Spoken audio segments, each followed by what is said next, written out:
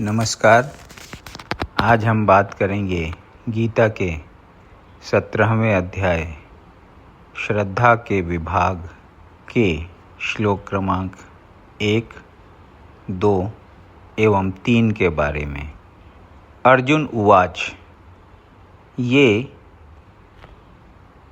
शास्त्र विधिमुत्सृज्य यजन्ते श्रद्धयान्विताः तेषां निष्ठा तु का कृष्ण सत्वमाहो रजस्तमः। अर्जुन ने कहा, हे कृष्ण, जो लोग शास्त्र के नियमों का पालन न करके अपनी कल्पना के अनुसार पूजा करते हैं, उनकी स्थिति कौन सी है? वे सतोगुणी हैं, रजोगुणी या तमोगुणी? तात्पर्य। चतुर्थ अध्याय के 39वें श्लोक में कहा गया है कि किसी विशेष प्रकार की पूजा में निष्ठावान व्यक्ति क्रमशः ज्ञान की अवस्था को प्राप्त होता है और शांति तथा संपन्नता की सर्वोच्च सिद्धावस्था तक पहुंचता है। 16वें अध्याय में यह निष्कर्ष निकलता है कि जो शास्त्रों के नियमों का पालन नहीं करता वह असुर है और जो निष्ठापूर्वक इन नियमों का पालन करता है वह देव है। अब यदि कोई ऐसा निष्ठावान व्यक्ति हो जो ऐसे कतिपय नियमों का पालन करता हो जिनका शास्त्रों में उल्लेख ना हो, तो उसकी स्थिति क्या होगी? अर्जुन के इस संदेह का स्पष्टीकरण कृष्ण द्वारा होना है। क्या वे लोग जो किसी व्यक्ति को चुनकर उस पर किसी भगवान के रूप में श्रद्धा दिखाते हैं, सतो, रजो या तमो गुण में पूजा करते हैं, क्या ऐसे व्यक्तियों को जीवन की सिद्धावस्था प्राप्त हो पाती है? क्या वे वास्तविक ज्ञान प्राप्त करके उच्चतम सिद्ध अवस्था को प्राप्त हो पाते हैं? जो लोग शास्त्रों के विधि विधानों का पालन नहीं करते किंतु जिनकी किसी पर श्रद्धा होती है और जो देवी देवताओं तथा मनुष्यों की पूजा करते हैं, क्या उन्हें सफलता प्राप्त होती है? अर्जुन इन प्रश्नों को श्री कृष्ण से पूछ रहा है। श्री भगवान उवाच। त्रिविधा भवति श्रद्धा देहिनां सा स्वभावजा सात्विकी राजसी चैव तामसी चेति ताम शृणु। भगवान ने कहा, देहधारी जीव द्वारा अर्जित गुणों के अनुसार उसकी श्रद्धा 3 प्रकार की हो सकती है: सतोगुणी, रजोगुणी अथवा तमोगुणी। अब इसके विषय में मुझसे सुनो। तात्पर्य। जो लोग शास्त्रों के विधि विधानों को जानते हैं लेकिन आलस्य या कर्म विमुखतावश इनका पालन नहीं करते, वे प्रकृति के गुणों द्वारा शासित होते हैं। वे अपने सतोगुणी, रजोगुणी या तमोगुणी पूर्व कर्मों के अनुसार एक विशेष प्रकार का स्वभाव प्राप्त करते हैं। विभिन्न गुणों के साथ जीव की संगति शाश्वत चलती रही है।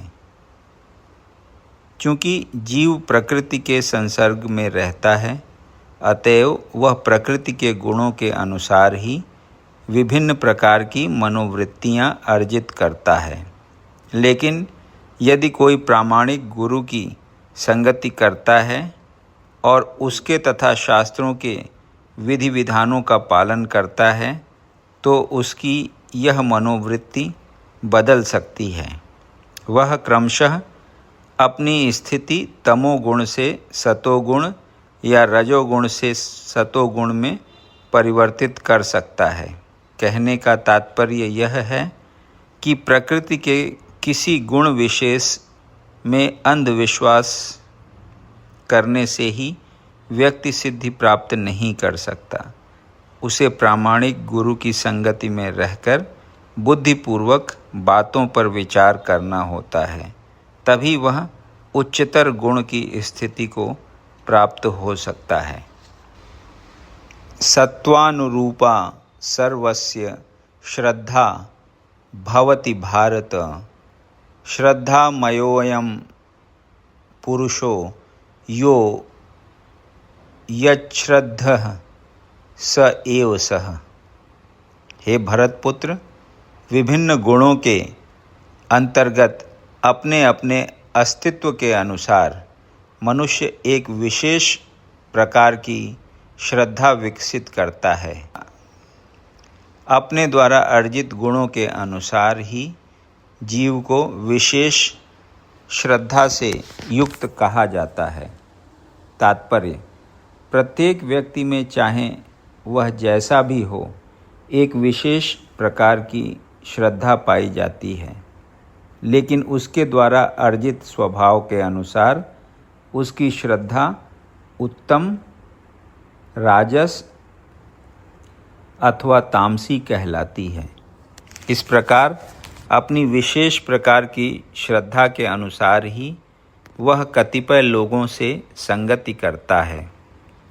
अब वास्तविक तथ्य तो यह है कि जैसा 15वें अध्याय में कहा गया है, प्रत्येक जीव परमेश्वर का अंश है, अतएव वह मूलतः इन समस्त गुणों से परे होता है। लेकिन जब वह भगवान के साथ अपने संबंध को भूल जाता है और बद्ध जीवन में भौतिक प्रकृति के संसर्ग में आता है, तो वह विभिन्न प्रकार की प्रकृति के साथ संगति करके अपना स्थान बनाता है। इस प्रकार से प्राप्त कृत्रिम श्रद्धा तथा अस्तित्व मात्र भौतिक होते हैं। भले ही कोई किसी धारणा या देहात्म बोध द्वारा प्रेरित हो, लेकिन मूलतः वह निर्गुण या दिव्य होता है। अतएव भगवान के साथ अपना संबंध फिर से प्राप्त करने के लिए उसे भौतिक कल्मश से शुद्ध होना पड़ता है। यही एकमात्र मार्ग है निर्भय होकर कृष्ण भावनामृत में लौटने का। यदि कोई कृष्ण भावनामृत में स्थित हो तो उसका सिद्धि प्राप्त करने के लिए वह मार्ग प्रशस्त हो जाता है।